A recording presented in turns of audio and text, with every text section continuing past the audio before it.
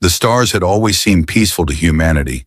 For 100 years they had traveled among them, building colonies on distant moons and trading with the few alien species they encountered. They thought the universe was a quiet place, full of wonder and opportunity. They were wrong. The first sign of trouble came on a Tuesday morning in Geneva. Director Sarah Chen was drinking her coffee when every screen in the United Earth Command building turned red. The alarm started screaming. Officers ran through the hallways, shouting orders that nobody could hear over the noise. "What is happening?" Sarah demanded, grabbing a young lieutenant by the arm. "Ships, ma'am. Thousands of them. They just appeared near Jupiter." Sarah felt her blood turn cold. Humanity had met other species before. The Morvani were peaceful traders. The Kreth kept to themselves. But everyone in the galaxy whispered about one empire that ruled with an iron fist, the Velthari Dominion. Within an hour, the number of ships grew from thousands to millions. They spread across the solar system like a dark cloud, blocking out the light from distant stars. Each vessel was massive, covered in strange symbols that glowed with purple light. The smallest of them was bigger than any human battleship. Admiral Yuki Tanaka stood on the bridge of the carrier Resilience and watched her tactical display with growing horror. The numbers kept climbing. 1 million ships, 2 million, 5 million. By the time they stopped arriving, there were 9 million Velthari vessels surrounding Earth's solar system. "This is not an invasion force," she said quietly to her first officer. "This is an extermination fleet." The message came 3 hours later. Every radio, every television, every computer screen on Earth showed the same image. A tall, thin creature with gray skin and 4 eyes stared at humanity. It wore robes of deep purple, and golden chains hung from its neck. When it spoke, its voice was cold and empty of any emotion. "Primitive species of the third planet," it said. "I am High Speaker Vorath of the Velthari Dominion. For 12,000 years we have ruled this galaxy. Every species bows before us or is destroyed. There is no third option." The creature paused, letting its words sink in. "You have built toys that you call starships. You have spread to a few nearby rocks that you call colonies. You believe you are important. You are not. You are insects crawling in the dirt, dreaming that you are eagles." Vorath leaned closer to the camera. "The Dominion offers you a choice. Surrender completely and without conditions. Allow us to catalog your genetics. Accept your place as a servitor race. Your people will live, though not as you live now. You will serve. You will obey. You will worship the Dominion as your masters." The alien's 4 eyes narrowed. "Or refuse and watch your world burn. Watch your colonies turn to ash. Watch every human being die screaming. We have destroyed 1,000 species before you. You will not be remembered. You will simply cease to exist." The screen went dark. In Geneva, the leaders of Earth gathered in the Great Council chamber. Presidents and prime ministers, generals and admirals, scientists and diplomats. They argued for hours. Some wanted to surrender immediately. What choice did they have? 9 million ships against humanity's fleet of a few hundred vessels. It was not a war they could win. "We cannot fight them," said President Morrison of the North American Union. "The math does not work. We surrender or we die." "And if we surrender?" asked General Marcus Cole, a tall man with gray hair and hard eyes. "They said we would be servitors, slaves. Is that truly better than death?" "At least we would be alive," Morrison replied. "Would we? I have read the reports from the Morvani traders. The Velthari do not treat their servitor races kindly. They work them to death in mines. They use them for experiments. Some species have been modified so much that they cannot even think for themselves anymore. That is not life. That is something worse than death." The argument continued through the night. Admiral Tanaka stood by the window, looking up at the sky. Somewhere beyond the clouds, 9 million enemy ships waited. She thought about her daughter Yuki Jr., who served as a lieutenant on the destroyer Swift. She thought about her grandchildren, who lived in the Tokyo Arcology. What kind of future would they have under Velthari rule? The door to the chamber opened and a woman walked in. She was small and thin, with messy gray hair and glasses that kept sliding down her nose. Dr. Elena Vasquez looked like she had not slept in days. "I need to speak to the council," she said. "I have found something." The arguing stopped. Everyone turned to look at the old scientist. "Dr. Vasquez," said the council chairman, "this is not the time.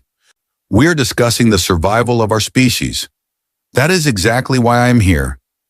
Elena walked to the center of the room and placed a data pad on the table. "I have spent 30 years digging in the Martian caves, 30 years studying the artifacts we found there.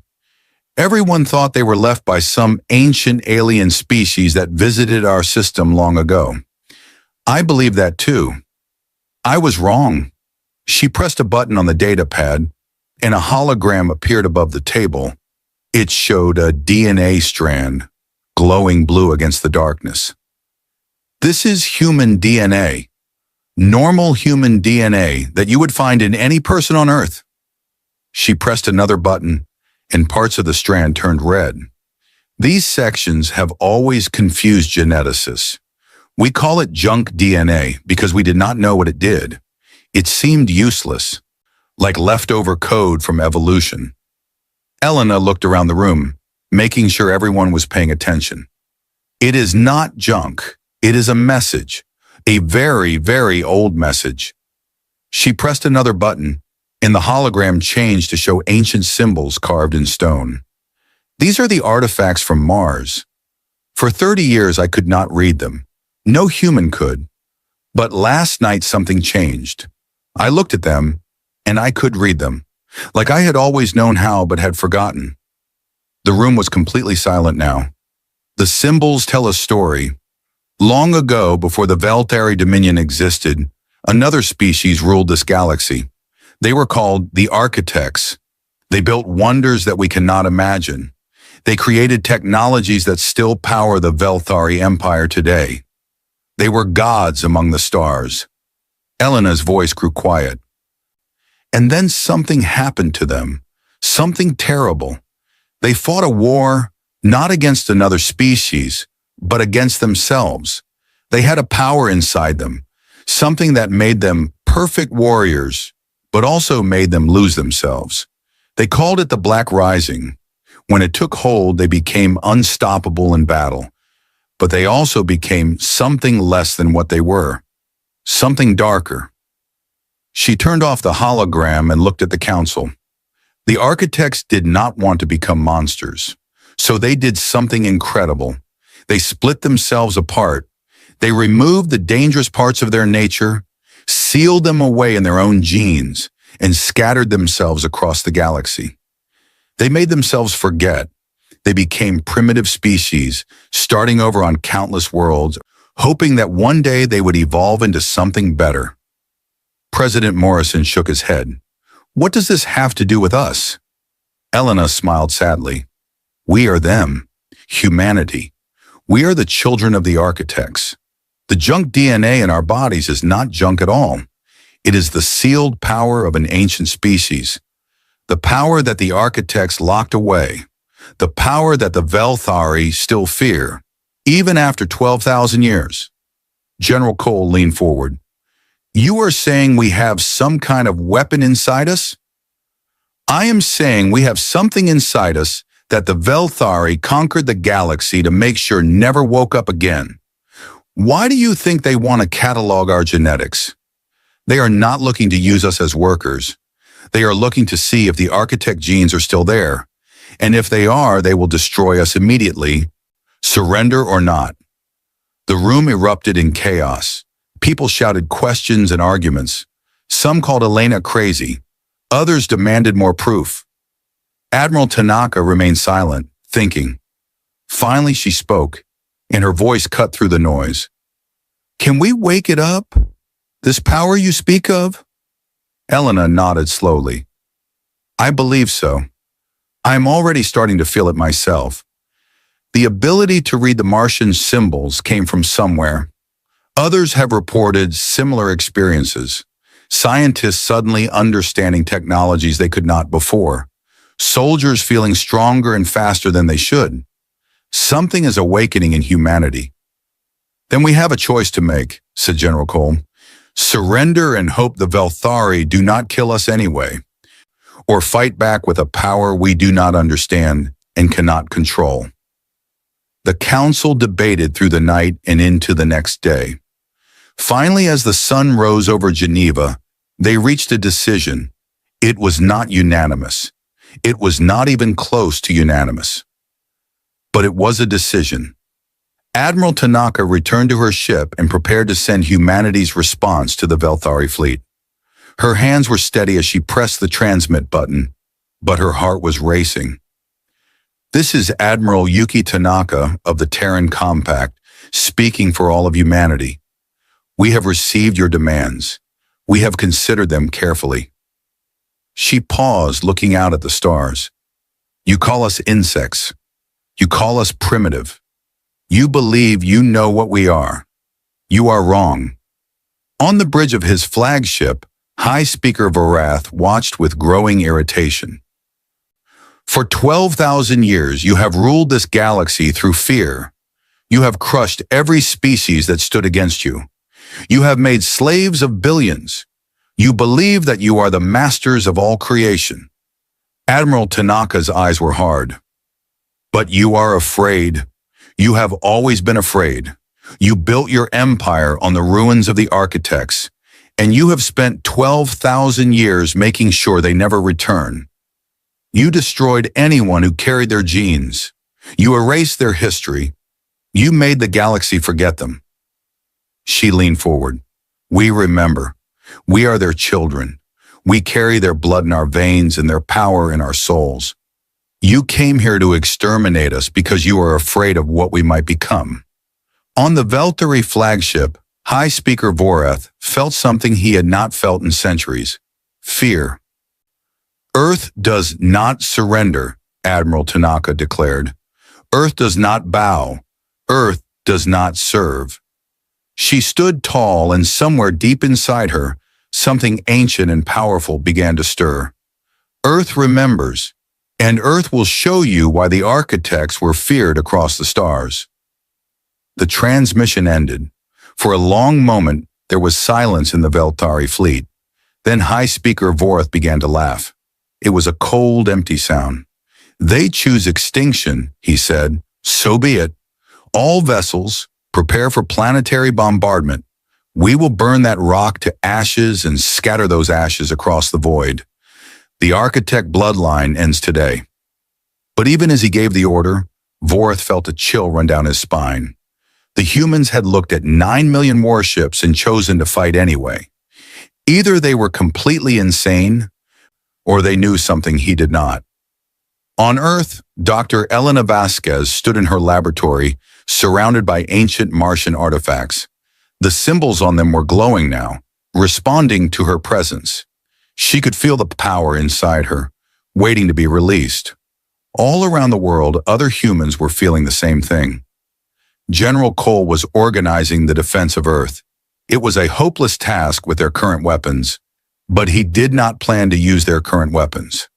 Human scientists were already working on the first architect-derived technologies, weapons that could punch through Velthari shields, engines that could outrun their fastest ships, armor that could shrug off their heaviest weapons.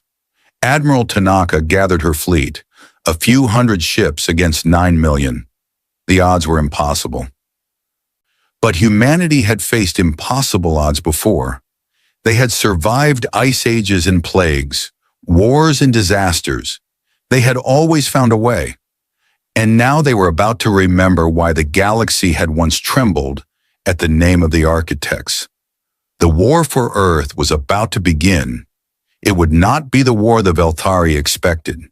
It would not be a quick extermination of a primitive species. It would be the awakening of something ancient and terrible. The Black Rising was coming, and nothing in the galaxy would ever be the same again. High Speaker Vorath sat on his throne aboard the flagship Divine Judgment and watched the transmission from Earth again. The human admiral had looked into his eyes and told him that Earth would not surrender. She had spoken of the architects like they were something to be proud of instead of ashamed of. "Foolish creatures," he muttered. "They do not know what they are playing with." His second-in-command, Fleet Master Korath, stood nearby with his head bowed in respect. "Should we begin the bombardment, High Speaker?" "Not yet." Vorath stroked the golden chains around his neck, thinking. "Send a message to the theocrat. Tell him what these humans have claimed. Tell him that the architect bloodline may not be as dead as we believed. The holy theocrat will not be pleased. No, he will not. But he needs to know. If these humans truly carry the old blood, we must be careful. The architects were not destroyed by ordinary weapons." On Earth, something extraordinary was happening. Dr. Elena Vasquez woke up that morning and found that she could see differently. The world around her seemed sharper, clearer. Colors were brighter. Sounds were crisper. When she looked at her laboratory equipment, she could see how it worked, down to the smallest molecule. "This is impossible," she whispered to herself. But even as she said it, she knew it was not impossible. It was the awakening. She was not the only one. Across the planet, humans were experiencing strange changes. A factory worker in Shanghai suddenly understood quantum physics without ever studying it. A fisherman in Norway could sense the movements of fish miles away. A child in Brazil woke up speaking a language that had not been heard for 1,000,000 years.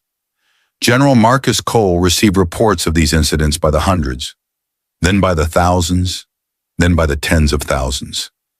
Something was spreading through humanity like a wave, and it was only getting stronger. "What is happening to us?" he asked Elena when she arrived at command headquarters. "We are remembering," she said simply. "The knowledge of the architects is locked in our genes. It is waking up. Every human being carries it, but it activates differently in each person. Some will gain knowledge. Some will gain physical abilities. Some will gain something else entirely." "Something else?" Elena hesitated. The architects were not just scientists and builders. They were also warriors, the greatest warriors the galaxy has ever known. That part of them is waking up too. I have felt it myself, a coldness in my chest, a desire to fight that I have never felt before. They called it the Black Rising. Cole frowned. "Is it dangerous?" "Everything powerful is dangerous, but we do not have a choice. The Velthari will attack soon, and without the awakening, we cannot hope to survive." In the orbital shipyards above Earth, Chief Engineer David Park was having a very strange day. He had woken up knowing things, not just facts, but deep understanding. He looked at the blueprints for humanity's most advanced warship and saw them for what they truly were. Primitive, clumsy, wrong. "This is all wrong," he said to his team. "The power systems are inefficient. The weapons are weak. The shields will fail against Velthari technology." His assistant looked at him with concern. "Chief, you designed those systems yourself. You said they were the best we could build." "They were. Yesterday. Today I know better." David grabbed a stylus and began drawing. His hand moved on its own, guided by knowledge that flowed from somewhere deep inside him. "We need to rebuild everything. Tear out the main reactor. Replace it with this." He showed them the design. It was nothing like any human technology. It used principles that should have been impossible. But David knew it would work. He knew it as surely as he knew his own name. "This will increase our power output by 3,000%. And this," he drew another design, "will give us weapons that can cut through Velthari shields like they are not even there." His team stared at the designs in amazement. "How do you know this?" his assistant asked. David smiled grimly. "I remembered." Within days, the first modified ship was ready for testing. They called it the Prometheus, a converted cargo hauler that David and his team had rebuilt from the inside out. It was ugly, covered in patches and welded-on components. But inside, it carried the first architect-derived weapons humanity had built in a million years. Admiral Tanaka watched the test from the Bridge of the Resilience. A Velthari scout ship had been captured and towed to a safe distance for target practice. "Fire when ready," she ordered. The Prometheus was small, barely a fraction of the size of the Velthari scout. Its single weapon charged with a sound like thunder. A beam of pure white light shot across space and struck the enemy vessel. The Velthari ship did not explode. It simply ceased to exist. One moment it was there, the next it was gone, broken down into atoms and scattered across the void. There was silence on the Bridge of the Resilience. Then someone began to cheer. The cheering spread until the entire ship was celebrating. Admiral Tanaka did not celebrate. She stared at the empty space where the enemy ship had been and felt a cold knot in her stomach. She had just seen what humanity was becoming. It was wonderful and terrible at the same time. "Begin full production," she ordered quietly. "Every ship in the fleet gets upgraded. Every weapon gets replaced. We have days at most before the Velthari attack." Across the solar system, humanity worked with desperate speed. Factories ran day and night, producing new weapons and components. Engineers who had never understood advanced physics suddenly found themselves building devices that bent the laws of nature. Soldiers trained with abilities they had not possessed a week earlier, but humanity was not the only one watching. On a distant world called Krethis, the insect-like Kreth huddled in their underground tunnels and watched the transmissions from Sol System. For 3,000 years, they had been slaves of the Velthari dominion. They had lost their freedom, their culture, and their hope. Generation after generation had been born into chains. Now they watched a small species called humans tell the Velthari to go away. They watched humans claim to be the children of the architects. They watched humans refuse to kneel. "Is it true?" asked a young Kreth named Shitik. "Are they really the descendants of the old ones?" The elder beside him, Krevik, did not answer immediately. He was watching the human admiral speak. She was so small, so fragile-looking compared to the mighty Velthari. But there was something in her eyes, a fire that Krevik had not seen in any species for a very long time. "I do not know if it is true," Krevik finally said, "but I know that these humans believe it is true, and they are willing to die for that belief. That is more than any other species has done since the Dominion rose to power. What will happen to them? The Velthari will try to destroy them. They have 9 million ships. The humans have a few hundred. The numbers say the humans should lose. Then why do you sound hopeful?" Krevik made the clicking sound that was the Kreth equivalent of a smile. "Because the architects never cared much about numbers. If these humans truly carry the old blood, the Velthari may have made the worst mistake in their history." Similar conversations were happening on worlds across the galaxy. The Morvani traders whispered in their market halls. The gray-skinned Halawi spoke quietly in their mountain caves. The crystalline Shar hummed with frequencies of hope they had not used in millennia. The Velthari had ruled through fear for 12,000 years. They had taught every species that resistance was futile, that bowing was the only way to survive. But now a small species from an unimportant star system was standing up and saying no, and the galaxy was watching. On Earth, Lieutenant Yuki Tanaka Jr. stood on the bridge of her destroyer, the Swift, and felt the change flowing through her body. She had always been a good officer, smart and capable, but now she was becoming something more. Her reflexes were faster. Her thoughts were clearer. She could look at a tactical display and see patterns that would have been invisible to her a week ago. "Lieutenant," said her weapons officer, "we have finished installing the new systems.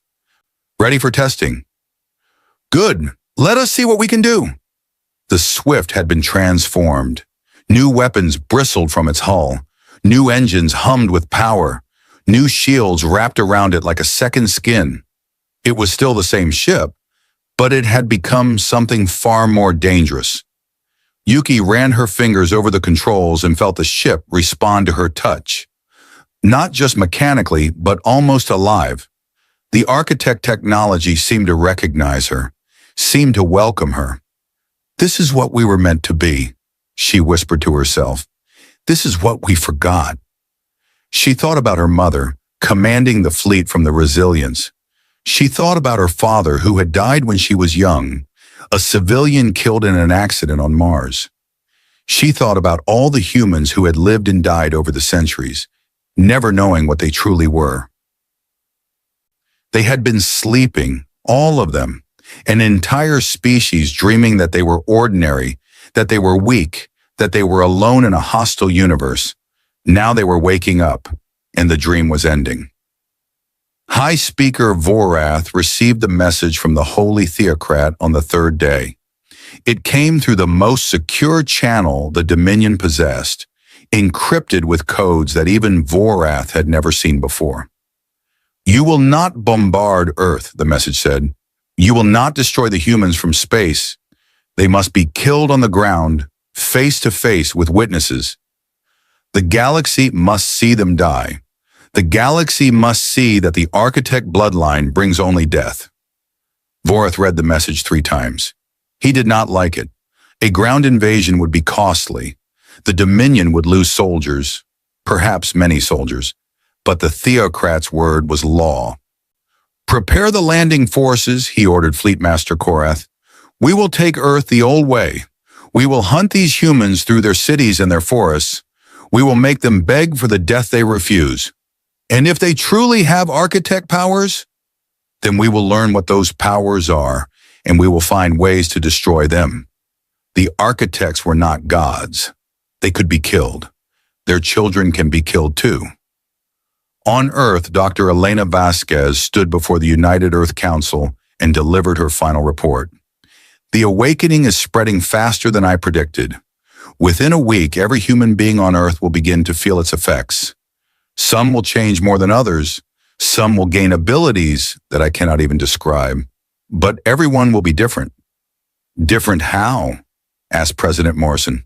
"Stronger, faster, smarter, more connected to each other." Elena paused. "But there is a risk. The architects sealed away the Black Rising for a reason. It gave them incredible power in battle, but it also consumed them. They lost themselves to it. They became something other than what they had been." "What do you mean they lost themselves?" "The Black Rising is not just a power. It is almost like a living thing. When it takes hold, it drives out everything else. Fear, doubt, mercy, compassion. All of it disappears. Only the will to fight remains. The architects became perfect warriors, but they stopped being people." General Cole spoke up. "You are saying that if we use this power, we might win the war but lose our humanity?" "I am saying it is a risk. The architects could not control the Black Rising. Perhaps we cannot either, but without it, we will certainly be destroyed. The Velthari have 9 million ships. Even with our new weapons, we cannot fight them all." The council was silent for a long moment. "Then we have no choice," Admiral Tanaka said finally. "We must take the risk. We must awaken everything we have and hope that we are strong enough to control it." "And if we are not?" Morrison asked. Tanaka's eyes were hard. "Then the galaxy will have something far worse than the Velthari to worry about." That night, the Velthari fleet began its advance toward Earth. 9 million ships moving as one, a tide of destruction that had crushed 1,000 species before. At their front came the landing craft, carrying millions of Velthari soldiers armed with the most advanced weapons the Dominion possessed. They expected to find a primitive species cowering in fear. They expected to find easy prey. They found something very different. As the first Velthari ships entered weapons range, the human fleet moved to meet them. It was a small force, barely 500 vessels against 9 million. The Velthari commanders laughed at the sight. Then the human ships opened fire. Beams of white light cut through space. Velthari vessels exploded by the hundreds. Shields that had never failed before collapsed in seconds. Ships that had conquered worlds were torn apart like paper. On the bridge of the divine judgment, High Speaker Varath stared at his tactical display in disbelief. "What is happening?" he demanded. "They're weapons," Fleet Master Korath said, his voice shaking. "They are not like any weapons we have seen. They are cutting through our shields like they do not exist." "That is impossible." "Our shields are based on architect technology. Nothing can penetrate them." "Apparently something can." Vorath watched as his forward fleet died. 1,000 ships gone in the first minute. 10,000 ships gone in the first 5 minutes. The humans were not just fighting back. They were winning. "All ships, return fire," he ordered. "Concentrate everything on the human vessels." The Velthari fleet unleashed its fury. Millions of weapons fired at once.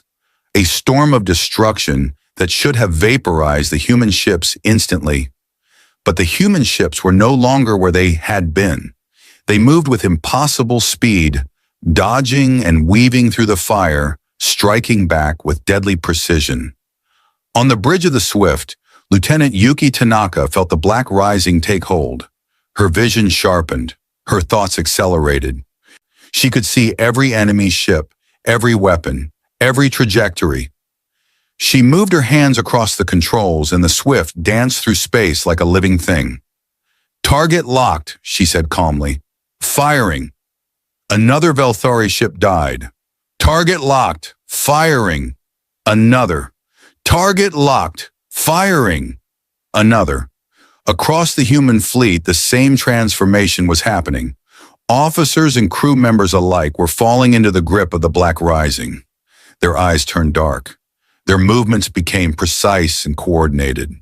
They fought not as individuals, but as one organism, each ship anticipating what the others would do. The Velthari had never faced anything like it. Their advantage in numbers meant nothing when their ships died faster than they could bring them to bear. Their experience meant nothing when their enemies seemed to know their tactics before they executed them. For the first time in 12,000 years, the Velthari Dominion began to lose. High Speaker Varath watched his fleet being destroyed and felt something he had not felt in centuries. He felt fear, and deep in the black of space, something ancient was waking up, something that had slept for 1,000,000 years, something that the galaxy had almost forgotten. The architects were returning, and they were very, very angry. The battle for Sol System had begun, and the galaxy held its breath. On every world under Velthari rule, screens showed the same images. Human ships cutting through the mighty Dominion fleet, Velthari vessels exploding by the hundreds. The most powerful military force in the galaxy falling back before a species that had been dismissed as primitive insects. But the Velthari had not conquered 1,000 species by giving up easily. High Speaker Vorath watched his forward fleet die and made a cold decision. "Send in the reserve," he ordered. "All of it. Every ship we have. Overwhelm them with numbers." Fleet Master Korath hesitated. "High Speaker, that will leave us with no fallback position. If something goes wrong, nothing will go wrong. They have 500 ships. We have 9 million. Even if they destroy 100 of our vessels for every one we destroy of theirs, we will still win. This is simple mathematics." The reserve fleet moved forward. 5 million ships that had been waiting behind the main force now joined the battle. The space around Earth filled with Velthari vessels until there was no room to maneuver, no space to hide. The human fleet was surrounded on all sides. Admiral Tanaka stood on the bridge of the Resilience and watched the enemy close in. Her tactical display was a sea of red dots, so many that the computer could barely keep track of them all. "All ships, tighten formation," she ordered. "Protect each other. Make them pay for every inch." The battle became a nightmare. Human ships fought with desperate courage. Their architect-derived weapons, carving paths of destruction through the enemy fleet. But there were simply too many Velthari. For every ship destroyed, 10 more took its place. The destroyer Swift took a direct hit to its engine section. Lieutenant Yuki Tanaka felt her ship shudder and saw the damage reports flood across her screen. "Engine 2 is gone," her chief engineer shouted. "We are losing power." "Reroute everything to weapons and shields," Yuki commanded. "If we cannot run, we will stand and fight." Around her, the crew moved with impossible precision. The Black Rising had taken hold of all of them now. Their eyes were dark, their movements coordinated. They felt no fear, no doubt, only the cold certainty that they would fight until they could fight no more. The Swift's weapons fired again and again. Velthari ships died. But more kept coming. Across the system, the human defense was beginning to crack. Mars fell first. The colonies there fought bravely, but they were overwhelmed by sheer numbers. Velthari landing craft touched down on the red soil, and millions of Dominion soldiers poured out to hunt the colonists. The transmissions from Mars were horrible. Humans fighting with whatever weapons they could find. Families hiding in underground tunnels. Children crying as their parents tried to shield them from the invaders. General Cole watched the reports from Earth and felt something break inside him. "We are losing," he said quietly. Dr. Elena Vasquez stood beside him, her eyes fixed on the screens. "Not yet. The awakening is not complete. When it finishes, we may already be dead." On the Resilience, Admiral Tanaka received the reports from Mars. Her home, her family's home for 3 generations, now burning under Velthari boots. "Admiral," her communications officer said, "Luna base is under attack. They are requesting reinforcements." Luna, Earth's moon, the last line of defense before the homeworld itself. "We have no reinforcements to send," Tanaka said. Her voice was flat, empty. The Black Rising was growing stronger inside her, but so far she had kept it under control. "Tell them to hold as long as they can." Luna fell 3 hours later. The defenders fought to the last person, but there were simply too many enemies. Velthari forces landed on the lunar surface and began setting up bombardment platforms aimed at Earth. "They are preparing for planetary assault," Fleet Master Korath reported to High Speaker Vorath. "Our ground forces are ready. Should I give the order?" Vorath smiled coldly. "Not yet. Let them watch Luna burn first. Let them understand what is coming. Fear is a weapon too." On Earth, billions of people watched the sky and waited for death. The Velthari ships were visible now, dark shapes blocking out the stars. The bombardment platforms on Luna began firing, their beams targeting military installations and population centers alike. Tokyo burned, London burned, New York burned. Billions screamed and ran and died as the Velthari showed humanity exactly what happened to species that defied them. And then something changed. It started with one person, a factory worker in Shanghai named Li Wei. He had been working in a shelter, trying to help wounded survivors, when a Velthari orbital strike hit nearby. The explosion threw him across the room, and for a moment he lay on the ground, bleeding and broken. Then the Black Rising took him completely. Li Wei stood up, his wounds closed. His eyes turned pure black, without white or pupil. When he spoke, his voice was not his own. "Enough!" The word echoed through the shelter. Everyone turned to look at him. He walked outside into the burning street and raised his hands toward the sky. Something came out of him, a wave of darkness that shot upward like a beam of black light. It struck the Velthari bombardment platform above Shanghai and passed through its shields like they were not there. The platform exploded. Li Wei collapsed, unconscious but alive. But the thing that had passed through him did not stop. It spread outward, touching other humans, awakening them.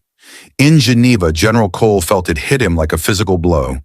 His vision went dark, then came back clearer than ever before. He could see the Velthari ships in orbit. He could feel every human being on Earth connected to him through bonds of shared blood and ancient memory. "The awakening is complete," Dr. Elena Vasquez whispered beside him. Her eyes were black too. "We remember now. We remember everything." Across the planet, billions of humans transformed. Not all of them became warriors. Some gained the power to heal. Some gained the power to build. Some simply understood finally what they truly were. But many of them did become warriors, and for those who did, the Black Rising opened fully. On the Resilience, Admiral Tanaka felt the change sweep through her crew, felt it sweep through herself. The last barriers inside her mind fell away, and ancient memories flooded in. Memories of battles fought among the stars, memories of enemies destroyed and worlds conquered, memories of power beyond anything the Velthari could imagine. Her eyes turned black. "All ships," she said, and her voice carried across the fleet through channels that had nothing to do with radio. "It is time. Show them what we are." The human fleet transformed. Ships that had been fighting defensively suddenly surged forward. Their weapons fired with new precision, new power. Crews that had been struggling to survive now moved as one organism, perfectly coordinated, perfectly deadly. Velthari ships began to die. Not by the hundreds now, but by the thousands. By the tens of thousands. The human fleet carved through the enemy formation like a knife through paper.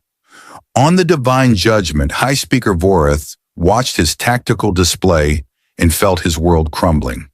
"What is happening?" he demanded. "Their ships have not changed. They have the same weapons, the same defenses. How are they suddenly so much more effective?" "I do not know, High Speaker," Korath said. His voice was shaking. "But we have lost 200,000 ships in the last hour. At this rate, nothing. We still outnumber them. Press the attack." But pressing the attack was no longer possible. The human fleet was everywhere at once, striking weak points, avoiding strong ones, moving with coordination that no normal military force could match. It was like fighting a single organism with 500 bodies. Captain James Okonkwo stood on the bridge of the carrier Defiance and felt the Black Rising singing in his blood. He could sense every ship in the human fleet. He could feel their crews, their weapons, their hearts beating in sync with his own. "Target their command ships," he ordered. "Cut off the head, and the body will die." The Defiance led a strike force toward the center of the Velthari formation. They moved through a storm of enemy fire, their shields absorbing what they could not dodge, their weapons clearing a path. High Speaker Vorath saw them coming. For the first time in his long life, he felt real fear. "Protect the flagship," he screamed. "All ships, protect the divine judgment." But there were not enough ships. The human strike force punched through the defensive screen and engaged the flagship directly. The divine judgment was massive, bristling with weapons, protected by shields that had never failed. The shields failed now. Captain Okonkwo's weapons cut through them in seconds.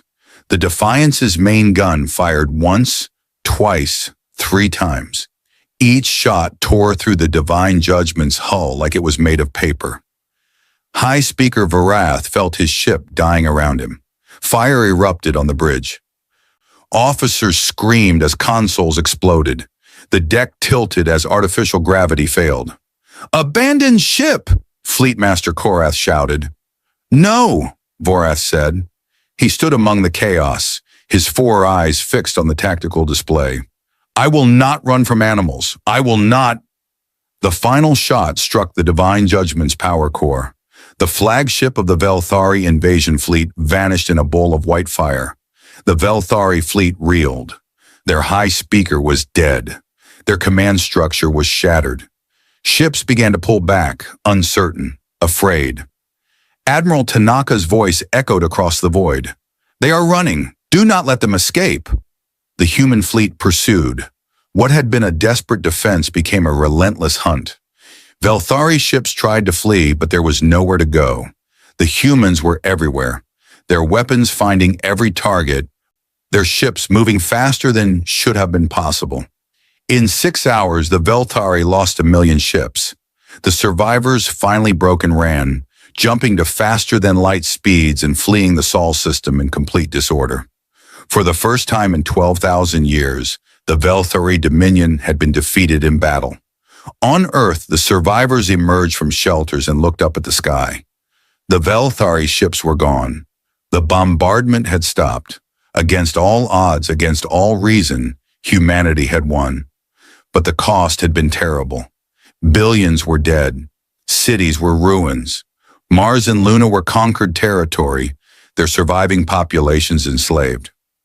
Admiral Tanaka stood on the bridge of the Resilience and felt the black rising slowly fade. Her eyes returned to normal. Around her, crew members were collapsing at their stations, exhausted, transformed, struggling to understand what they had become. She opened a channel to the fleet. "We have won this battle," she said, "but the war is not over. The Velthari will return with more ships. They will try again to destroy us. We cannot allow that." On the Defiance, Captain Okonkwo listened. He could feel the black rising still lurking inside him, waiting to be called again. "What do we do?" someone asked. Tanaka's voice was cold. "We take the fight to them. We pursue them.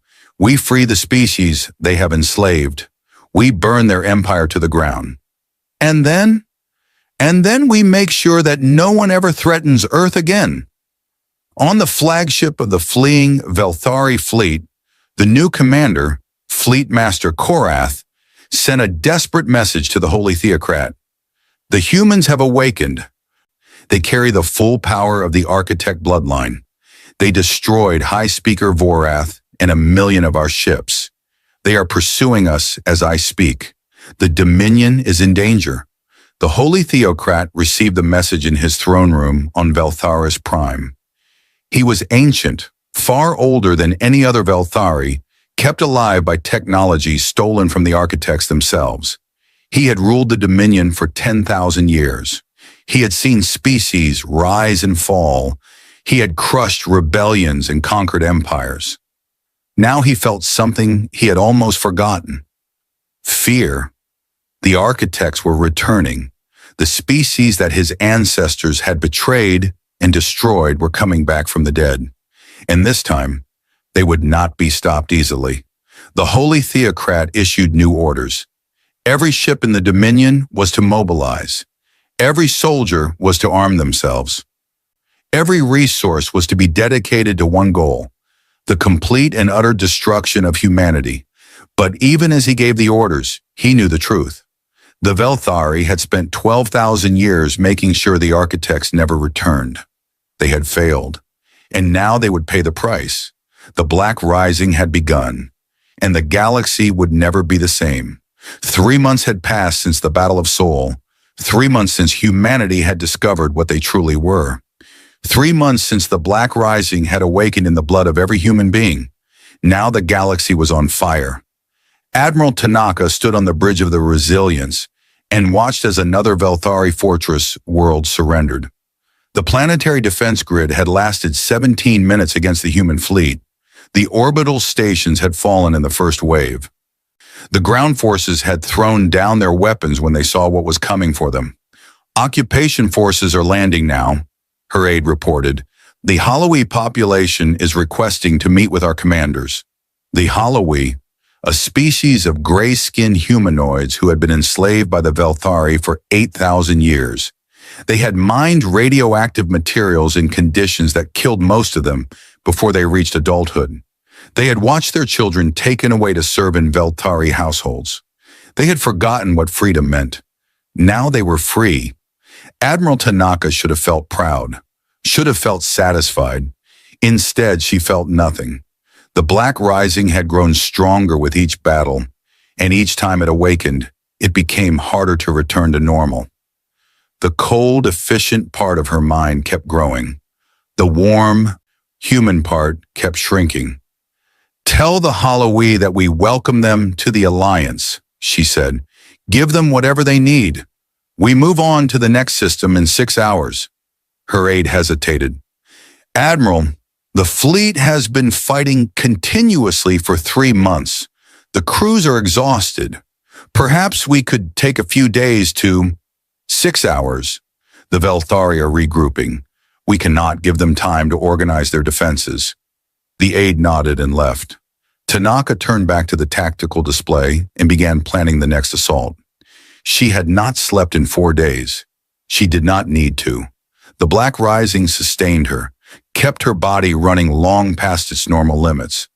But it demanded something in return. It demanded that she keep fighting, keep killing, keep conquering. Sometimes in quiet moments, she wondered if she was still herself. If Yuki Tanaka still existed, or if she had been replaced by something wearing her face. She did not wonder for long. There was always another battle to plan. On the carrier Defiance, Captain James Okonkwo was having similar thoughts. He sat alone in his quarters, staring at his hands. Those hands had killed more people in the last 3 months than he could count. Velthari soldiers and crew members, tens of thousands of them, maybe hundreds of thousands. He had not felt anything when he killed them. The Black Rising had wrapped around his mind like a blanket, smothering all doubt and hesitation. He had been a weapon, nothing more, a tool of destruction pointed at the enemies of humanity. Now in the darkness of his quarters, he tried to remember what it had felt like to be just a man, to have normal emotions, to care about the lives he took. He could not remember. His door chimed. "Come in," he said. Lieutenant Commander Sarah Park entered. She was young, barely 30, but she had earned her rank in battle. She had also been one of the first to fully embrace the Black Rising. Her eyes still had a hint of darkness at their edges, even when she was not in combat. "Captain, we have received new orders. We are to lead the assault on Morvani Prime." Okonkwo frowned. The Morvani, they are traitors. They were never truly aligned with the Velthari. High Command says they have been supplying the Dominion with resources. They must be brought into line. Brought into line? They are civilians, merchants. They have no military to speak of. Park's expression did not change. "Orders are orders, Captain. We leave in 2 hours. Okonkwo wanted to argue. Wanted to say that attacking peaceful traders was not what they had set out to do. But the words would not come. The Black Rising stirred inside him, whispering that the Morvani had chosen their side, that enemies were enemies, regardless of whether they held weapons. 2 hours, he repeated. "I will be ready." Park left. Okonkwo sat in the darkness and tried to feel something. Anything. The attempt failed. On Earth, General Marcus Cole was dealing with a different kind of crisis. The population had changed. The Black Rising had touched every human being, but not everyone had embraced it the same way. Some had become warriors, their minds cold and focused on nothing but victory. Others had become builders, their intellects expanded beyond normal human limits. Still others had become healers, their bodies somehow able to repair the wounded with a touch. But some had become something else, something dangerous. Cole read the reports with growing unease. There were incidents across the globe. People who had lost themselves completely to the Black Rising. People who attacked anyone they perceived as a threat, regardless of whether the threat was real. People who had stopped speaking, stopped eating, stopped doing anything except preparing for war. "They are not sick," Dr. Elena Vasquez explained. She looked exhausted, older than she had 3 months ago. "They are evolving. The Black Rising is pushing them further down the path the architects walked. If we do not find a way to slow it down..." "We cannot slow it down," Cole interrupted. "We are winning. The Velthari are retreating on every front. 3 more species have joined our alliance in the last week alone. If we stop pushing now, we give them time to recover. And if we keep pushing, we may not be human when we finally win." Cole was silent for a moment. He knew she was right. He could feel the change in himself, the coldness that came more easily than warmth, the calculations that replaced emotions, the way he saw people as resources to be managed rather than individuals to be cared for. "What choice do we have?" he finally asked. "The Velthari still have the Holy Theocrat. They still have Velthari's prime. Until they are destroyed completely, they will always be a threat." Elena shook her head. "There has to be another way. If you find one, tell me. Until then, we fight." Across the galaxy, the war continued. Human fleets struck at Velthari positions with relentless efficiency. They freed enslaved species and recruited them into growing alliance. The Kreth provided soldiers, their insectoid bodies perfect for ground combat. The Chilax swarms served as scouts, their millions of small creatures able to infiltrate any defense. The Hollowi built ships. Their technical skills finally turned to something other than the enrichment of their masters. But as the alliance grew stronger, so did the darkness within it. On the liberated world of Krethus, the human occupation force had been welcomed as heroes.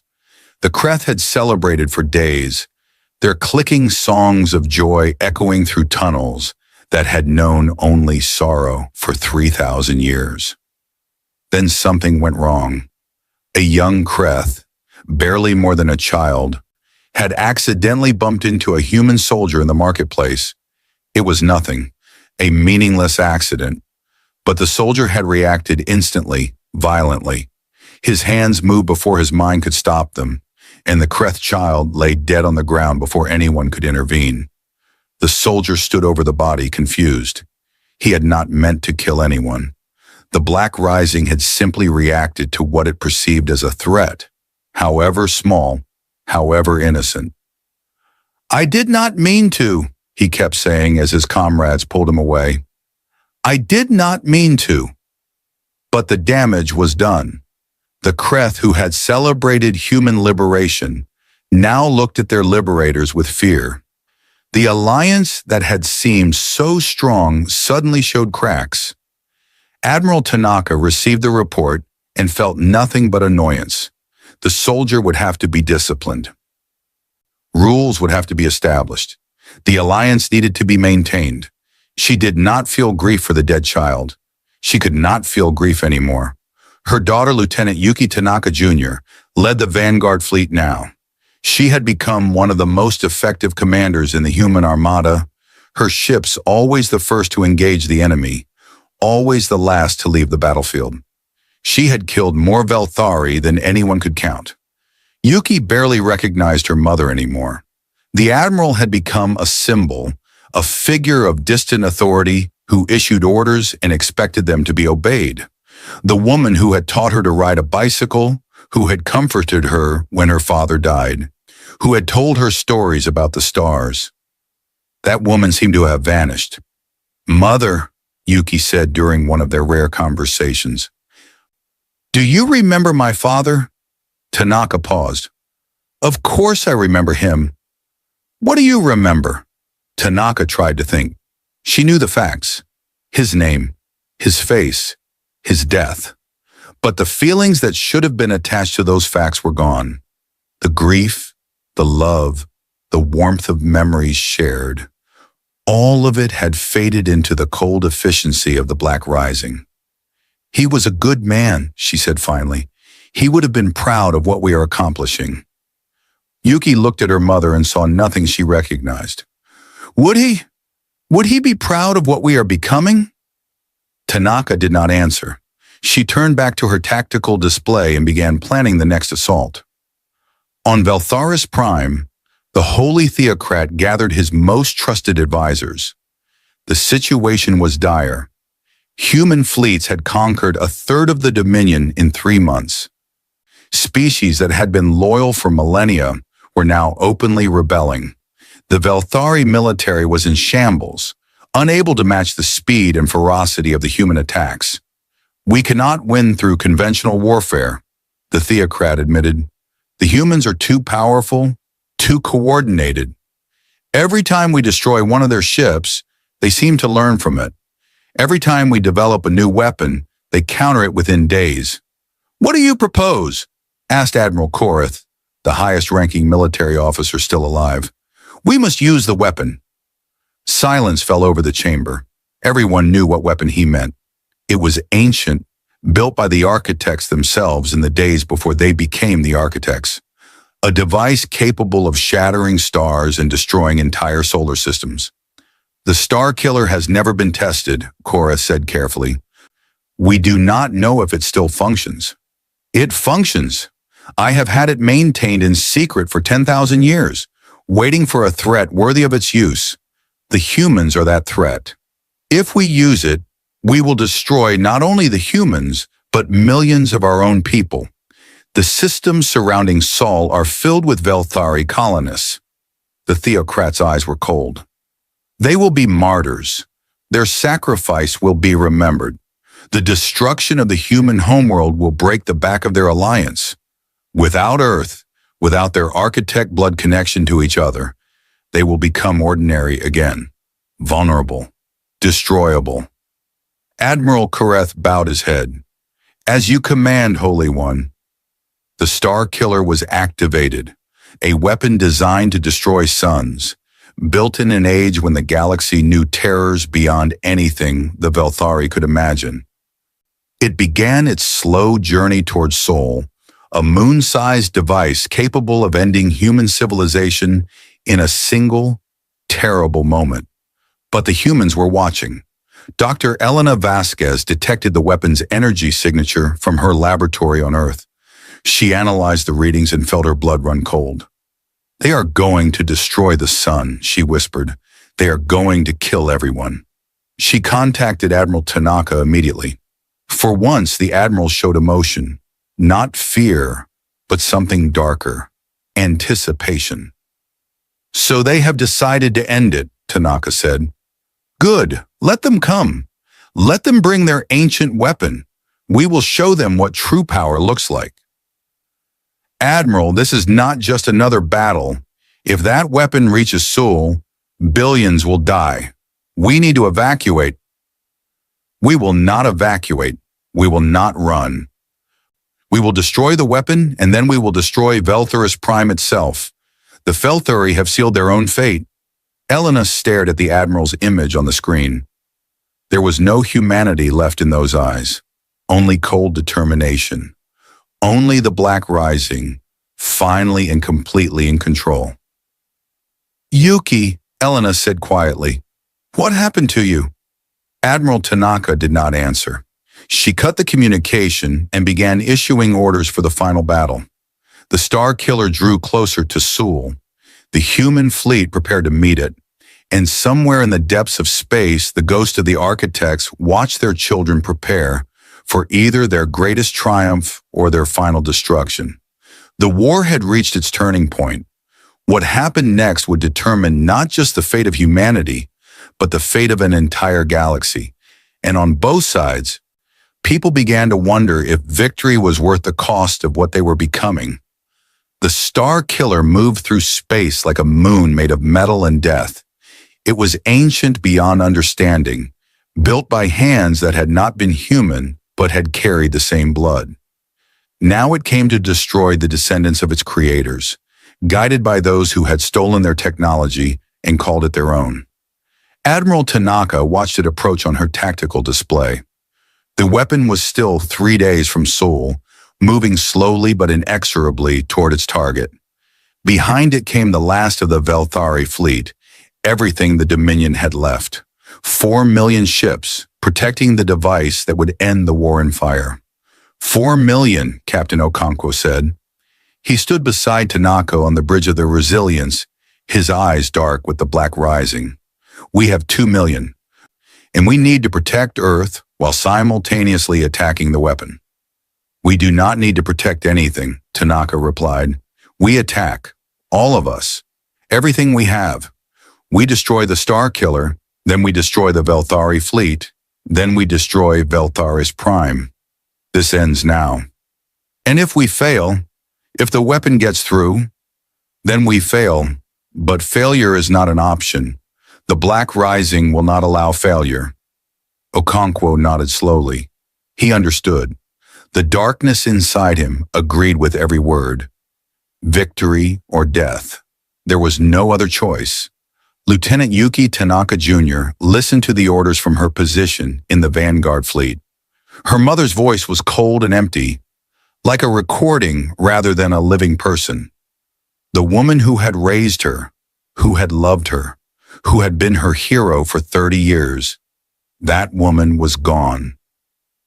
Yuki felt tears forming in her eyes. She had not cried since the awakening. The Black Rising had taken that ability along with so many others, but now facing the end of everything, something inside her cracked. "Mother!" she whispered, but the channel was closed.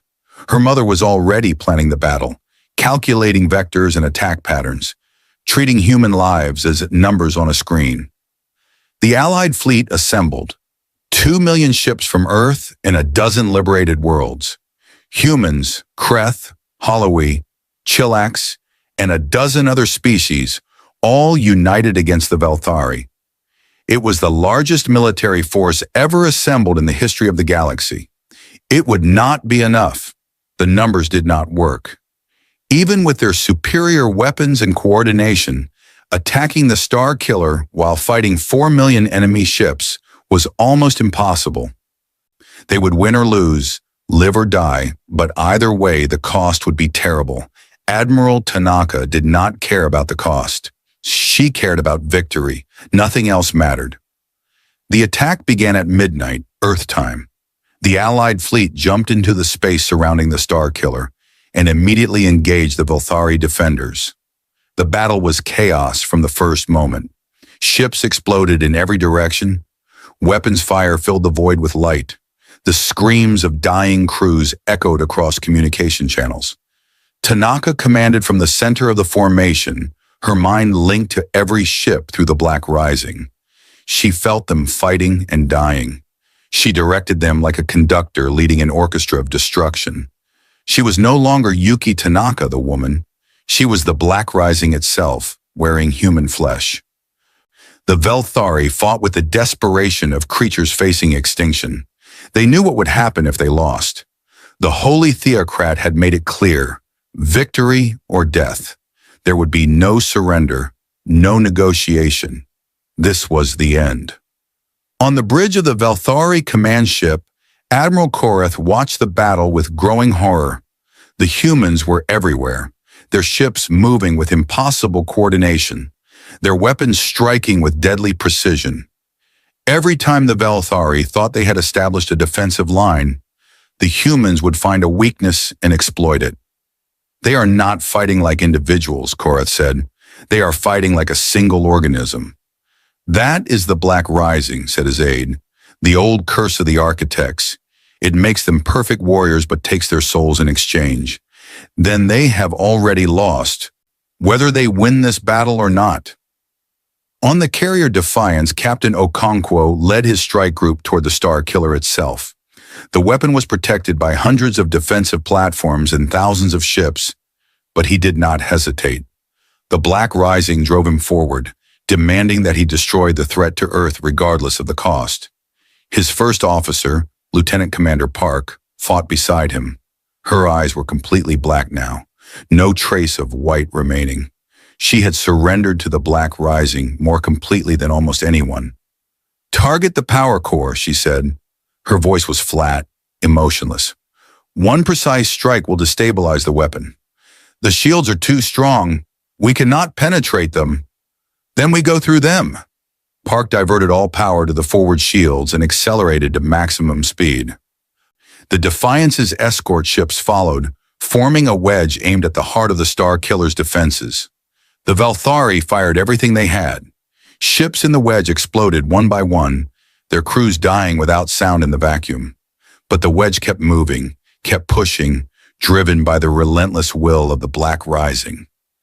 Captain Okonkwo watched his people die and felt nothing but cold satisfaction. They were serving their purpose.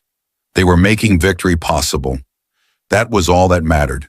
The Defiance reached the Star Killer's shield perimeter and crashed through. The impact tore the forward third of the ship apart, killing hundreds instantly. But the rear section survived and its weapons were still functional. "Fire!" Okonkwo commanded. The Defiance's main gun struck the Star Killer's power core. The ancient device shuddered.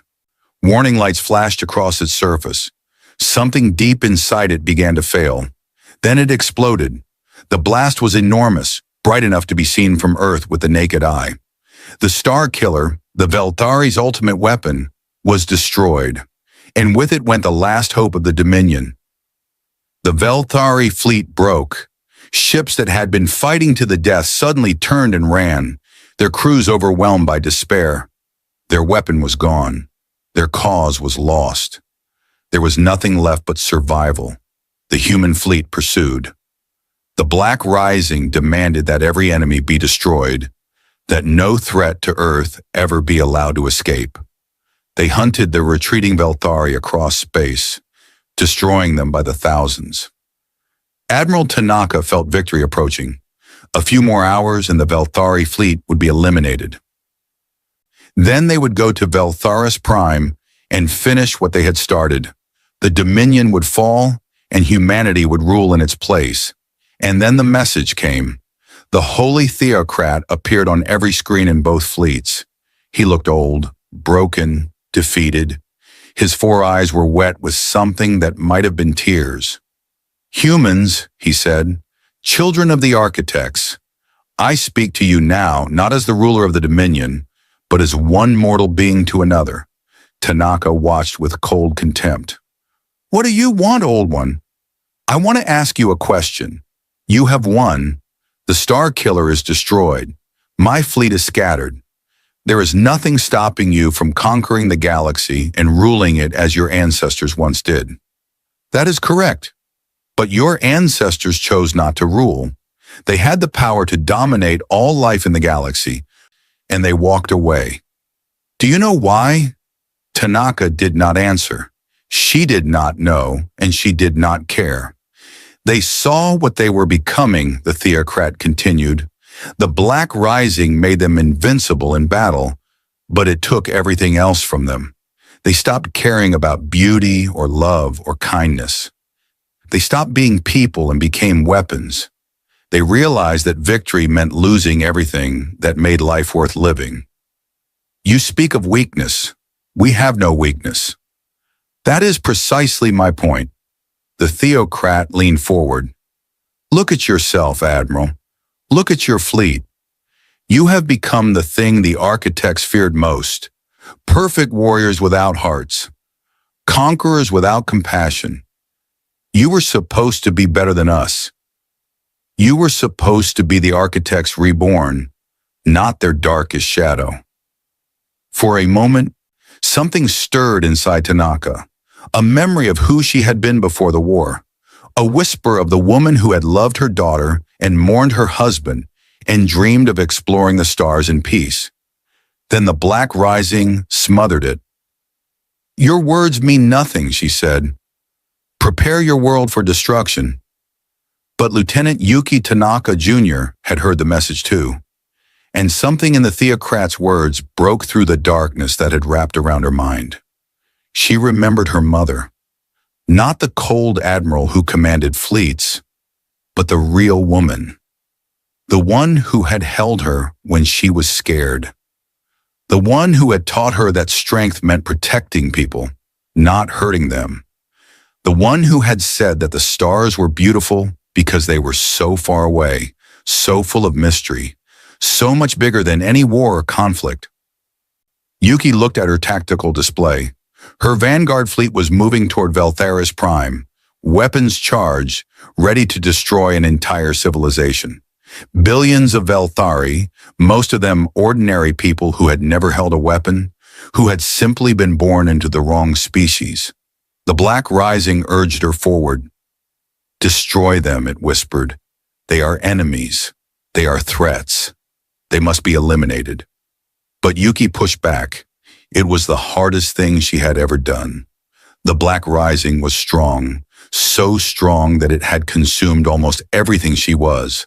But deep inside, in a place that the darkness had not quite reached, there was still a spark, a tiny flame of humanity that refused to die. "No," she said. The word echoed through her mind. The Black Rising recoiled from it. "No," she said again, louder this time. "This is not who we are. This is not what my father died for. This is not what my mother fought for before this war consumed her." She opened a channel to the Vanguard fleet. "All ships, hold position, do not fire on Valtheris Prime." "Lieutenant?" Her first officer looked confused. "Those are not our orders. I am giving new orders. We are not going to destroy that planet. We are not going to kill billions of innocent people just because some ancient darkness in our blood tells us to." The Black Rising fought her. It clawed at her mind, trying to reassert control. But Yuki held on to that tiny flame of humanity and refused to let go. "We chose to fight because Earth was threatened. We chose to free the enslaved species because it was right. We did not choose to become monsters. I did not choose to become a monster." Her words spread through the fleet. Other humans heard them and felt something stir inside themselves. The spark that Yuki had found existed in all of them, buried under the Black Rising, but not destroyed. On the Resilience, Admiral Tanaka received reports of the insubordination. Her first instinct was fury. Her daughter was disobeying orders, endangering the mission, showing weakness when victory was within reach. But then she heard Yuki's voice. "Mother, please. I know you are still in there. I know the woman who raised me is not completely gone. Please remember.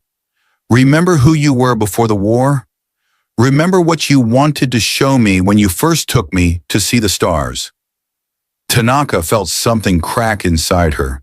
A barrier that had seemed unbreakable suddenly showed fractures. Memories flooded in. Her daughter as a baby, crying in the night. Her husband, laughing at something stupid she had said. Her own face in the mirror, so long ago, full of hope and wonder instead of cold calculation. "Mother, please, come back to me." The Black Rising tried to stop her. It wrapped around her mind and squeezed, trying to crush the rebellion before it could spread. But Tanaka was strong. She had always been strong, and now she used this strength not to fight enemies, but to fight herself. "Yuki," she whispered, then louder. "All ships hold position. Do not fire on Valtheris Prime." The order spread through the fleet. Ship after ship stood down. The Black Rising fought to maintain control, but it was losing. Humanity was remembering who they were. The Holy Theocrat watched in amazement as the human fleet stopped its advance. He had expected death. He had expected fire from the sky and the end of his species. Instead, he saw ships holding position, weapons powering down, aggression transforming into stillness. "What are you doing?" he asked. Admiral Tanaka appeared on his screen. Her eyes were still dark, but there was something else in them now, something human. "We are making a choice," she said. "The architects chose to destroy themselves rather than become monsters. We choose differently. We choose to keep the power but control it. We choose to win the war but remain who we are." Is that possible? Can you truly contain the Black Rising? I do not know, but we have to try. Otherwise, what is the point of surviving? On ships throughout the fleet, humans were having similar moments of awakening. Soldiers remembered their families. Scientists remembered their curiosity. Artists remembered beauty. The Black Rising did not disappear. It was still there, still powerful, still waiting, but humanity collectively chose to push it back. It was not easy. Some could not do it. Some had surrendered too completely to the darkness and could not find their way back. But most succeeded. Most held on to that spark of humanity and used it to light their way out of the abyss. Admiral Tanaka opened negotiations with the Holy Theocrat. The terms she offered were harsh, but not genocidal. The Dominion would dissolve. Every enslaved species would be freed. The Velthari would face justice for their crimes, but not extinction. You would spare us? The theocrat asked, disbelief plain in his voice. After everything we have done? We would give you a chance, Tanaka replied. The same chance we are giving ourselves. To be better than what we have been. To build something new from the ashes of the old. The theocrat wept. He had ruled through fear for 10,000 years. He had never believed that mercy was possible in a universe as harsh as this one. Now facing the descendants of the species his ancestors had betrayed, he learned otherwise. The war ended not with destruction, but with transformation. The Velthari Dominion became part of the new galactic cooperative, its power broken, but its people saved. The enslaved species took their places as equals. Humanity became guardians of the new order, respected and feared, but also trusted, because when they had held absolute power, they had chosen mercy. 50 years later, Dr. Elena Vasquez stood before an audience of multi-species students at the Galactic Academy. She was old now, ancient by human standards, but her eyes were still sharp and her mind still keen. The architects failed, she told them, because they could not control what they were. They had power beyond imagination, but they let it consume them. They became weapons instead of people, conquerors instead of builders, destroyers instead of creators. She paused, looking around at the faces before her. Humans, Kreth, Halawi, Velthari, and a dozen other species, all learning together, all building the future together. Humanity faced the same choice. The Black Rising offered us the same power and demanded the same price. For a time, we paid that price willingly. We became the thing we feared most. Elena smiled, remembering her friends who had fought and died and lived through the war. Tanaka, who had retired to a small house by the sea and spent her days teaching children about the stars. Cole, who had become a diplomat, using the skills he had learned in war to build peace. Okonkwo, who had turned the Defiance into a museum ship and now guided visitors through its halls, telling the stories of those who had served. But in the end, we made a different choice. We chose to keep our humanity even when everything pressured us to abandon it. We chose to be people instead of weapons. We chose mercy when we could have chosen destruction. She looked at the students, her eyes filled with hope. That is the lesson of the Black Rising. Power is not the measure of a species. What matters is what you do with that power. What matters is who you choose to be. Outside the academy, ships from 100 worlds moved through the sky. Trade vessels, exploration craft, passenger liners. A galaxy that had known only fear and oppression for 12,000 years was learning what it meant to be free. And somewhere in the dark between galaxies, other seeded species were beginning to awaken. Species that carried the same blood as humanity, the same potential for power and darkness. They looked toward Sul, toward the little world called Earth, and wondered, could they too make the choice that humanity had made? Could they become something more than what they were born to be? The answer humanity had learned was always the same. Yes, but only if they chose it. Only if they fought for it. Only if they refused to let the darkness win. The story of the Black Rising was over, but the story of the galaxy was just beginning. And humanity, the children of the architects who had chosen to be more than their ancestors, would be there to guide it, not as conquerors, not as rulers, but as what they had always been meant to be, guardians of hope, and the stars, which had once seemed so hostile and terrifying, now sparkled with promise. The universe was vast and full of wonder, and humanity was finally ready to explore it. Together. The massive doors of the Galactic Council chamber swung open. Admiral Wilson squared his shoulders as he walked in beside Ambassador Gray. The room was designed to make visitors feel small. Its ceiling rose hundreds of feet above them, and the council members sat on raised platforms arranged in a half circle. Remember, they expect us to be grateful just for being allowed in this room, Gray whispered. Wilson nodded. After 20 years in the Earth Defense Force, he had learned to hide his anger behind a mask of calm. Today would test that skill. The 12 council members looked down at the humans with expressions ranging from boredom to mild disgust. Each alien was different. Some had scales, others had too many eyes, and one seemed to be made of living crystal. But they all shared the same look of superiority. The representatives from Earth may present their case, announced High Counselor Morix, his blue skin shimmering under the lights. Though we remind you that your speaking time is limited to 10 minutes, as befits a single-system species. Gray stepped forward, her silver hair contrasting with her dark blue uniform. At 62, she had spent half her life trying to secure humanity's place in the galactic community.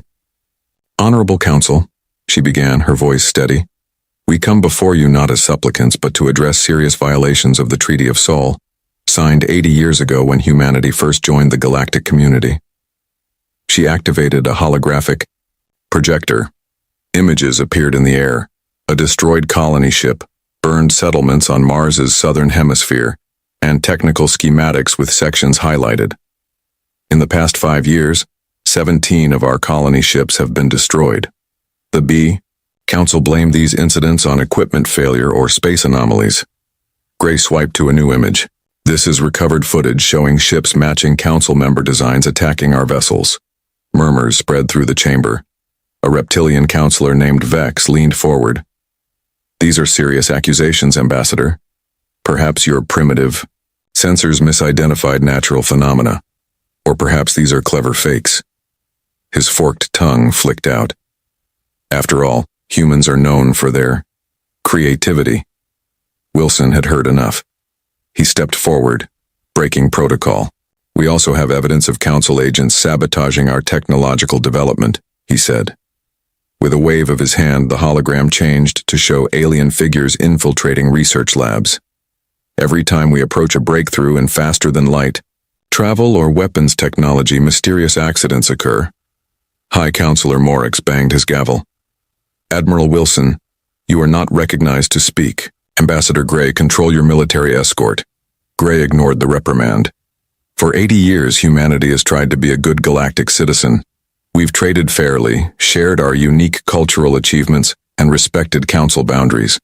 In return, you've treated us like children, dangerous children to be contained. She took a deep breath.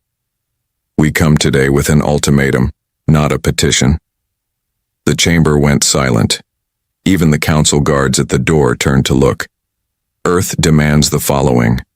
First, acknowledge Council involvement in the attacks on our ships and sabotage of our research.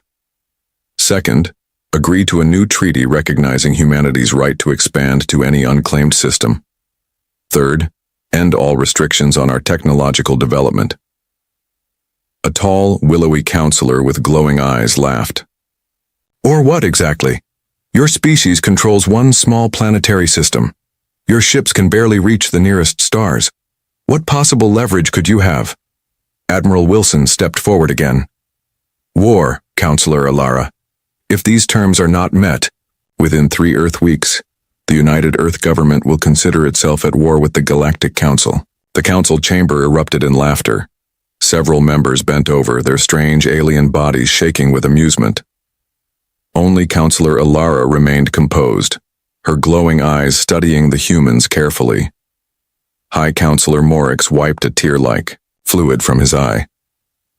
Admiral, while we appreciate the entertainment, threatening the combined might of 12 spacefaring civilizations with your primitive fleet is like a cave dweller threatening a modern army with a pointed stick. Ambassador Gray remained calm. We are not bluffing, counselors. Humanity has been preparing for this possibility for decades. With what? Asked Vex, still chuckling. Your fastest ships would take years to reach even our closest outposts. Wilson smiled for the first time since entering the chamber. There is much about humanity you've chosen not to learn, Counselor. Morix banged his gavel again. Enough of this farce. The Council rejects your so-called evidence and your absurd demands.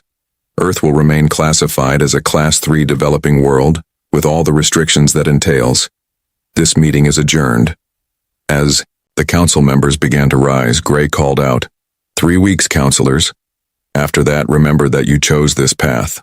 Walking back through the vast hallways of the council station, Wilson and Gray remained silent until they reached their ship. The small vessel seemed pitiful compared to the massive council ships docked nearby. Inside the secure briefing room, Gray finally spoke. That went exactly as expected. Wilson nodded. They're so convinced of their superiority they can't imagine us as a threat. He touched a panel on his wrist. A hidden communication system activated, linking them directly to Earth Command 40 light-years away. The connection was instant, proof of at least one technology humans had kept secret. Command, this is Wilson. The Council has rejected our terms, a voice replied immediately. Understood, Admiral. Did they believe our threat? No, sir. They laughed at us. There was a brief pause. Very well. You are authorized to activate the Prometheus Protocol. All fleet commanders have been notified. Good luck and Godspeed. The connection ended. Wilson looked at Gray, his expression grim. It's done.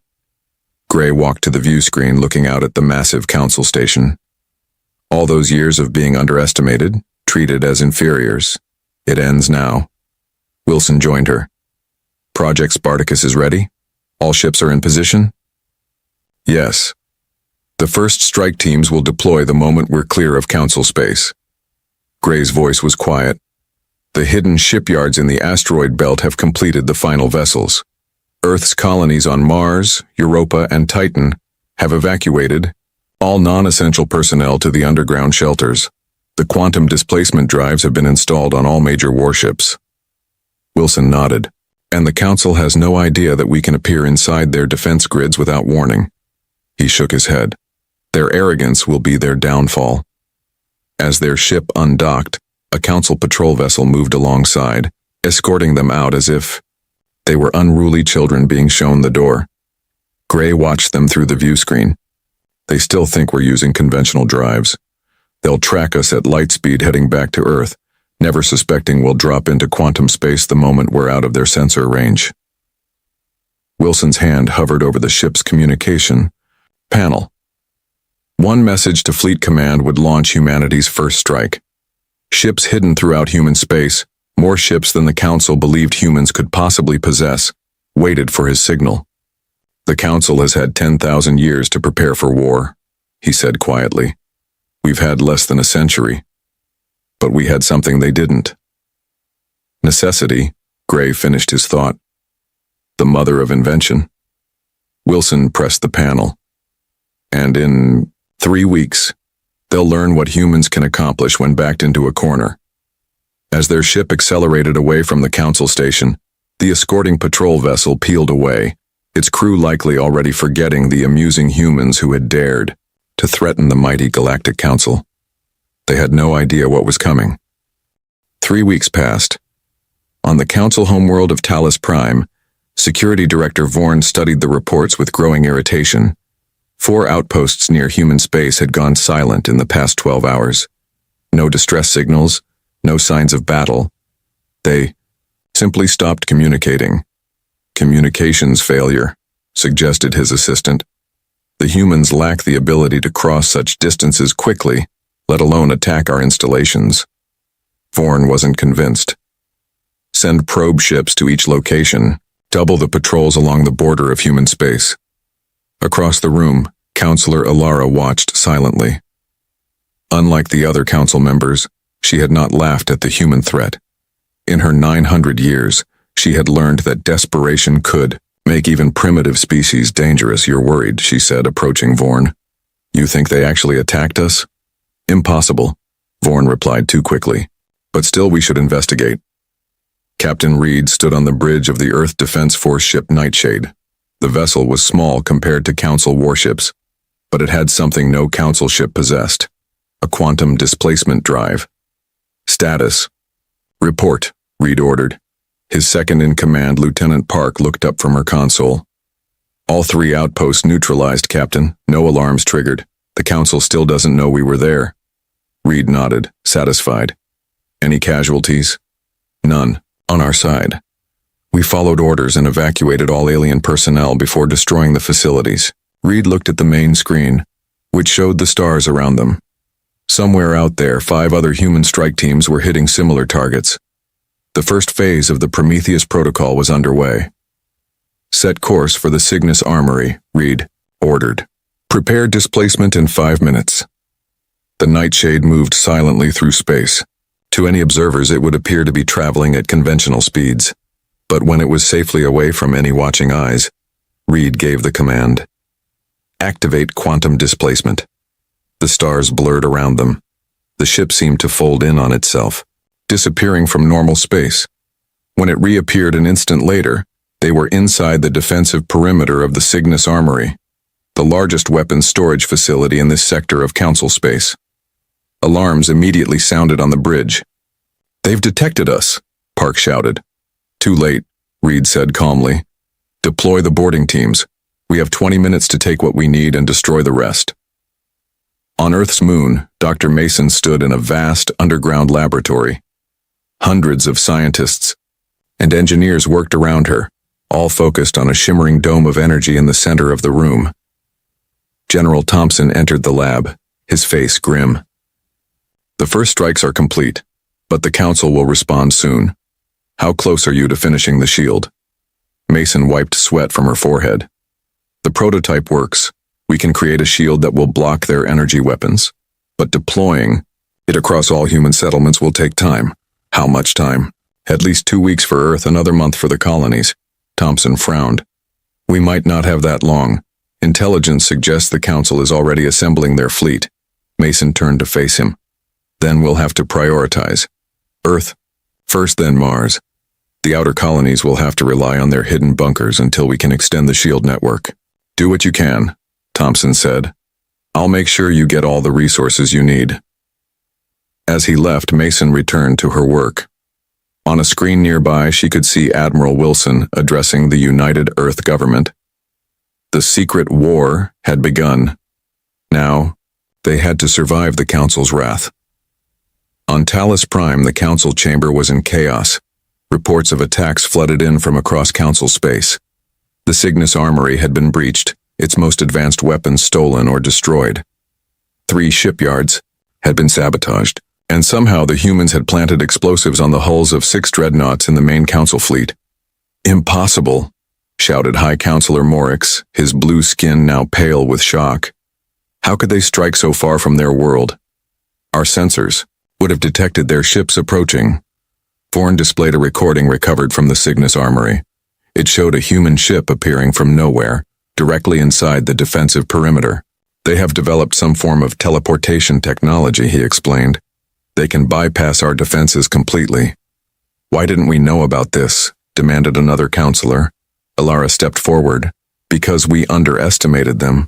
We've spent decades preventing them from advancing, never considering they might develop technologies along paths we hadn't explored." Morix slammed his fist on the table. "It doesn't matter. There's still just one species with one star system. Gather the combined fleet. We will crush these upstart humans and remind them of their place in the galaxy." Admiral Wilson stood in Earth's orbital command station, watching as reports came in from the strike teams. Captain Reed's mission to the Cygnus Armory had been particularly successful. The team had captured Council weapon designs that would help improve Earth's defenses. Ambassador Gray joined him, looking at the strategic display. "Phase 1 is complete. All targets neutralized with minimal casualties on both sides." Wilson nodded. "But Phase 2 will be much harder. The Council fleet is gathering. Our intelligence suggests they'll launch a full-scale attack on the solar system within days. Are we ready?" "As ready as we can be." Wilson pointed to positions in the display. "Our fleet is in position. The minefield is deployed between Mars and Jupiter. Dr. Mason's shield prototype is being installed on Earth's defense platforms." Gray looked troubled. "The Council has thousands of ships. We have fewer than 300, even counting the ones we've kept hidden." "Numbers aren't everything," Wilson reminded her. "Our ships can appear and disappear at will, and we have other surprises waiting." A communications officer approached them.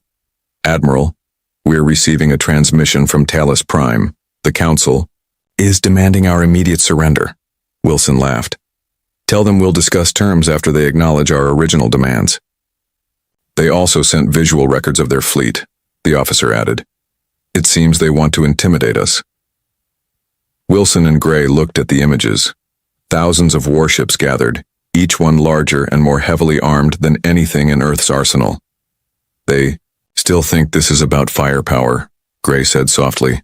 Wilson nodded. "That's their mistake. This was never about having bigger ships or more weapons. It's about being underestimated for too long." He turned to the communications officer. "Send word to all commands. Operation Trojan Horse begins now." Captain Reed and the crew of the Nightshade watched from hiding as the massive Council fleet moved toward the solar system. Their small ship was stationed near a gas giant in a neighboring system, along with dozens of other EDF vessels. "Will it work?" Park asked quietly. Reed checked the countdown timer on his display. "It has to. Otherwise, humanity doesn't stand a chance." The timer reached 0. Reed opened a channel to all ships in his battle group. "All ships, prepare for coordinated jump. Our target is the Council flagship. Remember your training and trust. Your technology. Humanity is counting on us." As the Council fleet approached Earth, believing they faced a simple battle against an outmatched opponent, they had no idea that hundreds of human ships were about to appear in their midst, striking from impossible angles with weapons they had never seen before. The real war was just beginning. Supreme Commander Drav stood on the bridge of the Council's flagship, the Eternal Dominion. The massive ship led a fleet of over 3,000 vessels from all 12 Council species. Drav had commanded many campaigns against rebellious worlds in his 200-year career, but never had he faced such an unusual enemy. "We are approaching the outer boundary of the human solar system, Commander," reported his second-in-command. "No sign of defensive positions." Drav frowned. The humans had shown surprising capabilities in their first strikes. Where was their defense? "Scan for hidden ships or stations," he ordered. "They must be planning something." The fleet moved past the gas giant Neptune, then Uranus. Still nothing. When they reached Saturn, they found abandoned mining stations and empty habitats. "It appears they've retreated to their homeworld," said an officer. Perhaps they realized the futility of resistance. Drav wasn't convinced. "Maintain battle readiness. Deploy scout ships ahead of the main fleet." As they approached the orbit of Mars, the scouts reported the same thing: abandoned outposts and silent defense platforms. "This makes no sense," Drav muttered. "They start a war and then hide?" The fleet moved forward cautiously. When they reached Mars orbit, Drav gave the order to prepare for the final approach to Earth. At that moment, everything changed. Explosions rippled through the middle of the Council formation. Dozens of ships erupted in flames as hidden antimatter mines detonated among them. "Ambush!"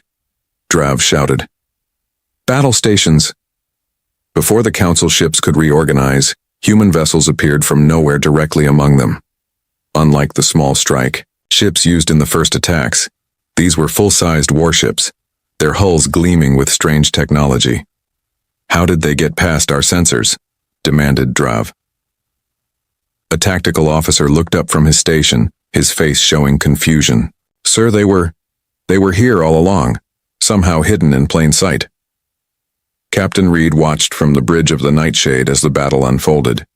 The Council fleet dwarfed the human forces, but surprise had given them the initial advantage. "Dimensional pocket disruptors working perfectly," reported Lieutenant Park. "Their ships can't tell which direction our attacks are coming from." Reed nodded. The technology allowed human ships to partially exist in multiple dimensions, making them nearly impossible to target accurately. "Deploy the wormhole weapons," he ordered. Throughout the battle, small devices activated, creating miniature wormholes that redirected the Council's energy weapons back at their own ships. Several large Council vessels destroyed themselves. Their powerful beams reflected to hit their own hulls. Reed's console beeped with an incoming message from Admiral Wilson. "Phase 1 of the battle is complete," Wilson said. "Commence Phase 2. Good hunting, Captain." Reed turned to his crew. You heard the Admiral. Prepare for dimensional jump. Target the Council flagship. On Earth, deep below the surface in a reinforced bunker, President Allen addressed the billions of people watching on screens across the planet and colonies. Citizens of Earth and her colonies. By now you've seen the Council fleet in our skies. You know we are at war. She paused, her expression solemn. This is not a war we wanted. We asked for equality. We asked for respect. The Council responded with contempt. Images from the battle appeared beside her, showing human ships dancing between dimensions while Council vessels struggled to respond. For decades, we've developed technologies in secret. Today, those technologies are our shield and our sword. But make no mistake, this is not a war of conquest. We fight for our right to determine our own future among the stars. In lunar orbit, Dr. Mason watched as the shield generators powered up over major Earth cities. The shimmering domes would protect against the Council's energy weapons, but not against physical projectiles. And they wouldn't help the smaller settlements that hadn't received generators yet. Power at 80%, reported her assistant. We're deploying faster than expected. Mason nodded, but her mind was elsewhere. On a monitor, she watched Council ships breaking through the human lines. Despite all their technological advantages, humans were still outnumbered 10-1. How long can our fleet hold them off? She asked a nearby military officer. Not long enough, he admitted. We need something more. Mason looked at a secure terminal showing a project even more classified than the shields. Tell Admiral Wilson that Project Looking Glass is ready. It's time to use our final surprise. Commander Jackson led a small team through the darkened corridors of the Eternal Dominion. While the battle raged outside, they had a different mission: infiltrate the Council flagship and access their secure database.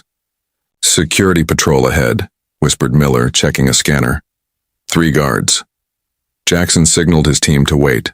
They wore specialized suits that bent light around them, making them nearly invisible. The patrol passed without noticing them. Jackson led the team forward again, using a stolen access code to enter a restricted area. There it is, he said, pointing to a terminal. The main database node.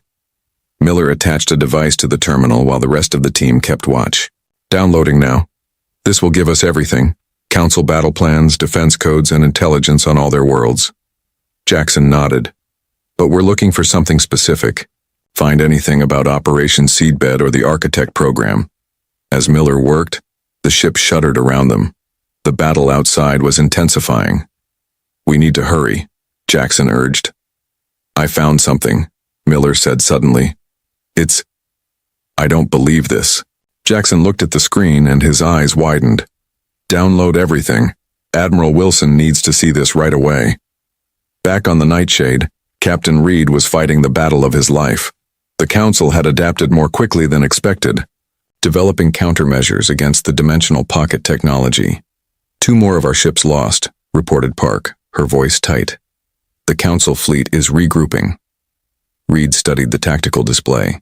The initial surprise had allowed them to destroy nearly 1/5 of the Council fleet, but the remaining ships still vastly outnumbered the humans. Where is that reinforcement from Lunar Command? He demanded. As if in answer, a massive energy surge appeared on his sensors. Near Earth's moon, a structure that had been disguised as a mining facility was transforming, revealing its true purpose. What is that? Asked Park. Reed smiled. That, Lieutenant, is Project Looking Glass, our last and greatest secret. The structure finished its transformation, revealing an enormous ring-shaped device.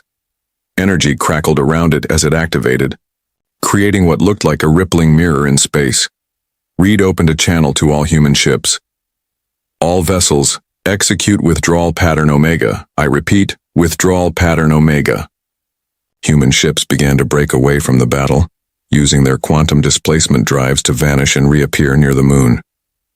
The Council fleet, seeing what appeared to be a retreat, pushed forward toward Earth. They think we're running, Park observed. Reed shook his head. They're about to learn another lesson about humanity. We don't just develop new weapons, we change the rules of the game entirely. As the last human ships reached safety, Dr. Mason activated Project Looking Glass, The giant ring device fired a beam of energy unlike anything seen before. Where it struck, space itself seemed to fold and twist. Suddenly, hundreds of Council ships found themselves facing each other instead of Earth. Their weapons, already firing, struck their own allies. At the same time, the space around them became littered with thousands of small wormholes, pulling their ships in different directions. Battlefield reconfiguration successful, announced Mason over the fleet channel. Phase 3 can now begin. On the Nightshade, Reed watched as the Council fleet fell into disarray. It won't hold them forever, he told his crew. But it doesn't need to. We just needed time for Commander Jackson to complete his mission. As if on cue, a small stealth ship appeared near the Nightshade, transmitting a single code. Prometheus. Complete. Reed nodded in satisfaction. The real war is about to begin, and it's not the one the Council was expecting. Admiral Wilson studied the files that Commander Jackson's team had stolen from the Council flagship. The more he read, the more his hands shook with anger and disbelief. "Is this verified?" he asked the intelligence officer beside him. "Yes, sir. We've confirmed it from multiple sources in their database. It's all true." Ambassador Gray entered the command center, her face showing the strain of the past days. The battle in space had reached a stalemate. Earth's revolutionary technologies had prevented a quick Council victory, but the sheer number of enemy ships made total victory impossible for humanity as well. "What did they find?" she asked, noticing Wilson's expression. He gestured to the screen.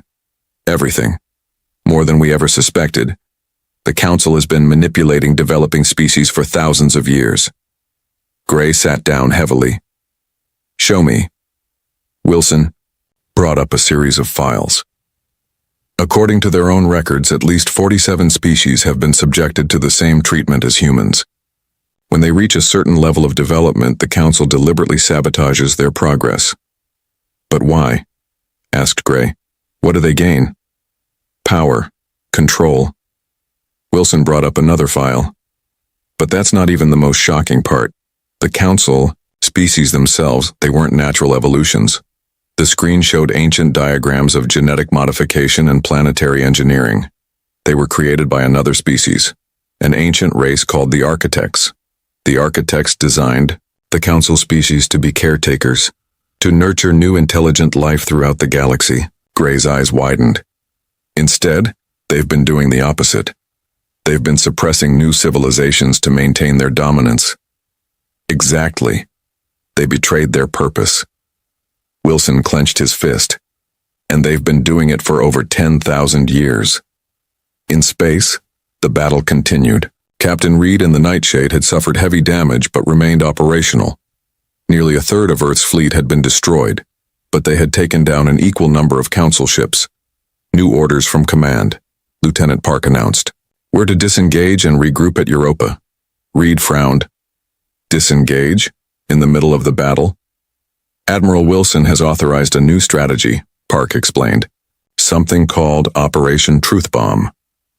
As Reed gave the orders to withdraw, he noticed other human ships doing the same, using their quantum displacement drives to vanish from the battlefield.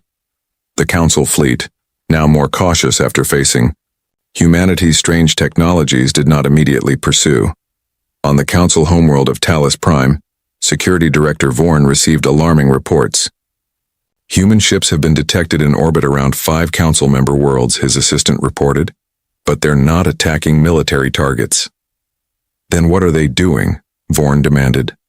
"They're broadcasting, sending signals to every communication device on the planets." Before Vorn could respond, the large screen in his office activated by itself. The face of Admiral Wilson appeared. "People of the Galactic Council," Wilson began. "I am Admiral Wilson of Earth. Your leaders have told you that humans are dangerous, primitives who need to be controlled. Today I will show you the truth." The broadcast continued, showing the stolen Council files, proof of their deliberate suppression of developing species, their sabotage of human colonies, and most damning of all, the truth about their own origins as created species meant to nurture, not control. "End this transmission," Vorn shouted. "We can't," his assistant replied.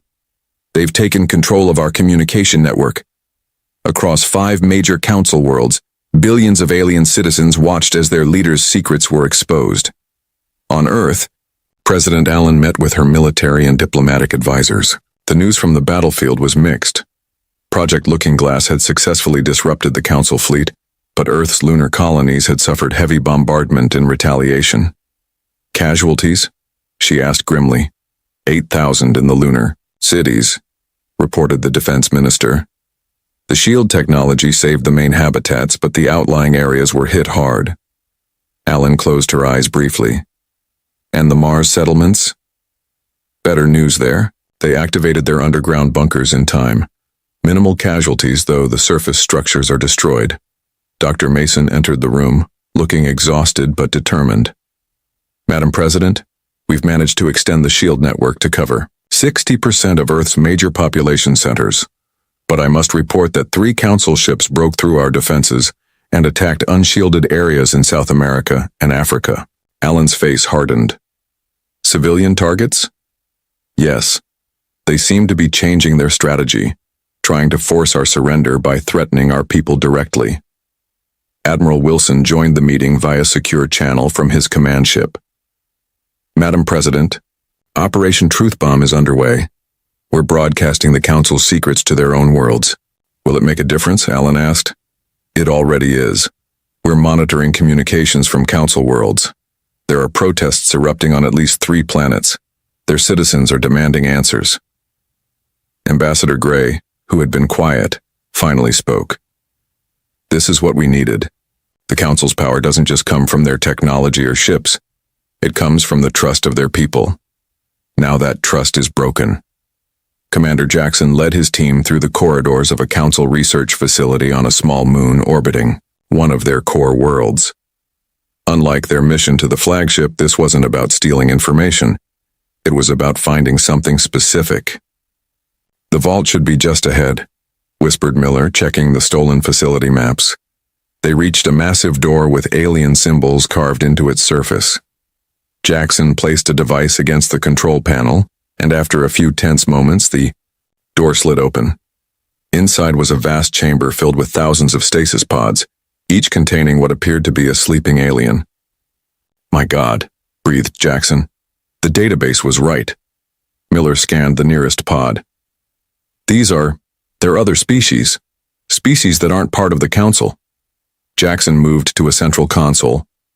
According to what we found, these are representatives of civilizations the Council deemed too aggressive or too innovative. Instead of just suppressing their technology, they took samples and put their worlds under quarantine. Some of these pods are thousands of years old, Miller said, reading the data. Jackson activated his communicator. Admiral Wilson, this is Jackson. We've confirmed Site Alpha. There are approximately 5,000 individuals here from at least 30 different species. Some may still be viable. Wilson's voice came through clearly. Understood. Secure the facility. We've found similar sites at 2 other locations. This changes everything, Commander. Back in space, the main battle had paused as both sides regrouped. Captain Reed used the opportunity to repair what systems they could on the Nightshade. How bad is it? He asked the chief engineer. We can fight, but the displacement drive is operating at 70% efficiency. Another jump might damage it permanently. Reed nodded. Do what you can. I suspect we'll need to make at least one more jump before this is over. New orders appeared on his command console. Reed read them twice to be sure he understood. Lieutenant Park, prepare the crew. We're not returning to the main battle. Sir? Park looked confused. We've been reassigned. Admiral Wilson wants us to take the Nightshade directly to Talus Prime, to the Council chamber itself. Park's eyes widened. An assassination mission? No, Reed said firmly. Something much more important. We're going to deliver an invitation. His console beeped with an incoming transmission from Lunar Command. Dr. Mason's face appeared on the screen. Captain Reed, I'm sending you specifications for a device we've developed based on the architect technology we found in the Council database. Your mission is to place this device in the Council chamber. It will create a direct communication link that can't be blocked or censored. What's the message? Reed asked. Mason's expression was serious. The truth. All of it. And an offer that might end this war before we destroy each other completely. Captain Reed stood in the shadows of the Grand Council chamber on Talos Prime. His team had used the Nightshade's quantum displacement drive to bypass all the planet's defenses, appearing directly inside the most secure building in Council space. "Device is ready," whispered Lieutenant Park, placing the small silver object beneath the central table where the Council members sat. "How long until it activates?" Reed asked. 5 minutes after we leave. Plenty of time for us to get clear." Reed nodded. "Let's go. Our part is done. The rest is up to the diplomats." They slipped away just as guards entered the chamber, preparing it for an emergency council meeting. The council members had no idea what was about to happen in their sacred hall. On Earth, Admiral Wilson and Ambassador Gray prepared for the most important broadcast in human history. President Allen stood with them in the secure command center. "Are you sure this will work?" Allen asked. "They could just destroy the device." "They won't have time," Wilson explained. "Once activated, it creates a quantum-linked communication channel that can't be interrupted, and it will broadcast to every council world simultaneously." Gray adjusted her formal uniform. "This is our best chance to end the war without more bloodshed. The council's own people are already questioning their leaders. Now we offer an alternative." The technician at the communications station raised his hand. "Connection established. You're live in 30 seconds. Wilson straightened his back. "Remember, we're not just speaking to the council now. We're speaking to trillions of beings across the galaxy." In the council chamber, the 12 members argued furiously. Their unified front had cracked under pressure from both the human attacks and their own citizens' protests. "We should have crushed them immediately," shouted Vorn, his scales flaring with anger. "Now look what they've done. Turned our own people against us." "Perhaps," suggested Counselor Alara, "we should consider that our approach was wrong from the beginning. If we had treated humans as equals—" "Equals?" interrupted High Counselor Morix. "They are barely space-capable. They have existed for a fraction of our lifespans." Before anyone could respond, the silver device beneath their table activated. A beam of light shot upward, forming into a three-dimensional image of Admiral Wilson, Ambassador Gray, and President Allen. "Greetings, council members," began Allen. Her voice was calm but firm. "And greetings to all citizens of Council Worlds who are watching this broadcast." "What is this?" demanded Morix. "Guards, remove this device." Guards rushed forward, but their hands passed through the device as if it weren't there. "It exists, partially in another dimension," explained Wilson. "A technology we developed while you were busy trying to prevent us from advancing." Gray stepped forward. "We come with an offer of peace, but not a surrender. The war between us has cost thousands of lives on both sides. It need not continue." "You invaded our territory," shouted Vorn. "You attacked our installations." "After decades of your sabotage and attacks on our ships," countered Wilson. "But we're not here to argue about who started this conflict. We're here to end it." President Allen held up a data tablet. "We call it the Terra Accords, a new treaty that will replace the Council with a more representative galactic assembly where all spacefaring species have equal voice." Throughout Council space, trillions of beings watched the broadcast. On 5 major worlds, massive protests had erupted when the truth about the Council's manipulation was revealed. Now they listened as humans, the primitives they had been taught to fear, offered a different vision of galactic society. "This is absurd," Morix said dismissively. "The Council has maintained peace for 10,000 years by suppressing any species that might challenge your power." Gray responded. "We've found your stasis vaults. We know what you did to those other civilizations." Murmurs spread through the chamber as junior council members and staff reacted to this news. Many had not known about the vaults. "More importantly," Wilson added, "we know what you were meant to be. The architects created you to nurture new life in the galaxy, not control it. You betrayed your purpose." Alara stood suddenly. "He speaks the truth," she announced to the shocked chamber. "I have studied the ancient archives. Our ancestors were designed as caretakers, not rulers. Forn snarled and drew a weapon, pointing it at Alara. Traitor! You would side with these primitives? Before he could fire, his own guards seized him. The broadcast had affected them too. The choice is yours, President Allen said. Join us in creating something better, or face your own people's judgment. The truth cannot be hidden any longer. 5 years later, Admiral Wilson stood on his porch overlooking the Pacific Ocean. Now retired, he had traded his uniform for comfortable civilian clothes. In the sky above, ships from dozens of species moved in orderly patterns, arriving for the inaugural session of the Galactic Assembly. Ambassador Gray, now Secretary General Gray, pulled up in a government vehicle. She looked more formal than ever in her assembly uniform, but her smile was warm as she approached her old friend. Enjoying retirement? She asked. Wilson laughed. Most days. It's strange not having a war to fight or a crisis to manage. Today is historic, Gray said, looking up at the ships. Representatives from 57 species, including all former council members. Even the beings we freed from the stasis vaults have sent delegates. And the architects? Any sign of them? Gray shook her head. Not yet. Dr. Mason's expedition is following leads from the old council archives. She believes they might have left the galaxy entirely, moving on to seed life elsewhere. Wilson nodded thoughtfully. Perhaps someday we'll find them, or perhaps we've already become what they intended, caretakers rather than conquerors. A small craft landed nearby. Captain Reed, now Admiral Reed, stepped out with Lieutenant Park, who commanded her own ship now.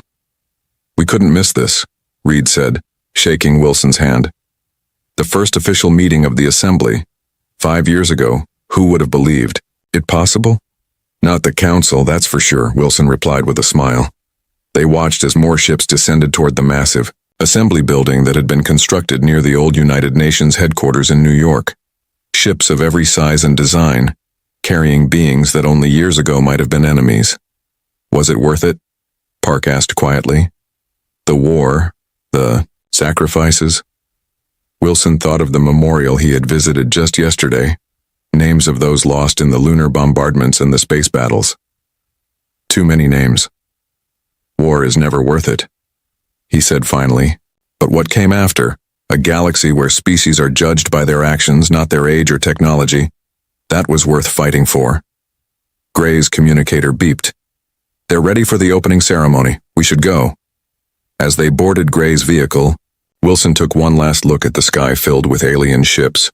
He remembered standing in the council chamber, being laughed at for suggesting humans could challenge the mighty Galactic Council. No one was laughing now. Humanity had proven itself not just through strength of arms, but through strength of vision. They hadn't just won a war, they had changed the galaxy. As the craft lifted off toward New York, Wilson smiled to himself. The Council had thought humans were bluffing when they threatened war. But humanity's greatest strength had never been their weapons or technology. It had been their ability to imagine a better future, and their determination to make it real. The new Galactic Assembly wasn't perfect. There would be conflicts and disagreements in the years to come. But for the first time in 10,000 years, the galaxy's future would be decided by all its peoples together, not by 12 self-appointed rulers. And that, Wilson thought, was a victory worth far more than any battle won in space.